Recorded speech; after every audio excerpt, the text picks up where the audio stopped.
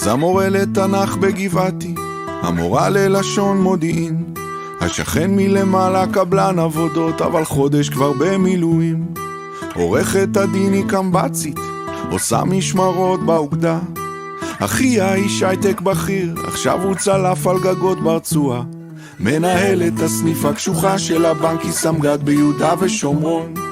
דורון הוא בעל חנות צעצועים, עכשיו הוא מ"פ בשריון. והמדי שלנו כפרה, שלרוב מזמר בקיסריה, הוא לוחם הנדסה מתאושש בגבורה. בבוקרו של 7 באוקטובר, החמאס פתח במתקפת פתע אל עבר ישראל, תוך ירי רקטות מסיבי ופלישה קרקעית שכללה השתלטות על יישובים וחטיפת חיילים. יומו הראשון צא מבול אל-אקצה העזתי, או חרבות ברזל. בכל אחד תמיד מסתתר חייל, מוכן להציל את העולם.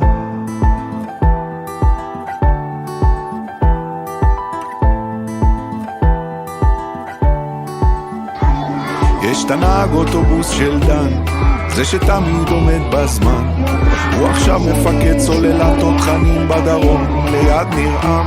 יש סטודנט בטכניון באמצע תואר ראשון, הוא סרן במיל בעוצבת הגליל, כבר חודש בגבול הצפון. יש פה דוגמנית פרמדיקית, יש פה חשמלאי שהוא מגיסט, יש את יוני נגן סקסופון מחונן שהוא קודם כל מטקליסט. יש לכולם ארוני סטאר או ארגז גדול מאובזר, יש פה סט של מדים וגלימת מילואים מוכנות תמיד לאתגר.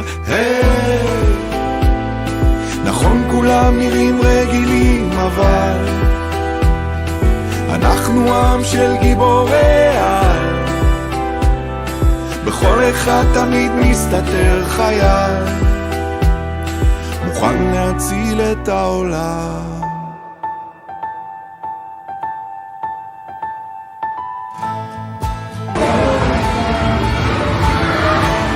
וזה לא משנה אם באמצע חיים או באמצע משחק כדורגל, כולם יעזבו את הכל בשנייה אם יקרא להם הדגל. פה זה לא יקום מקביל, לא מציאות של מוות, זה הסיפור שלנו, עם ישראל, זה הסיפור שלנו.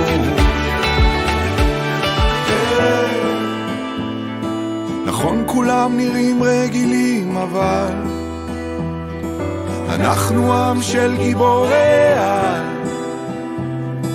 בכל אחד תמיד מסתתר חייל, מוכן להציל את העולם.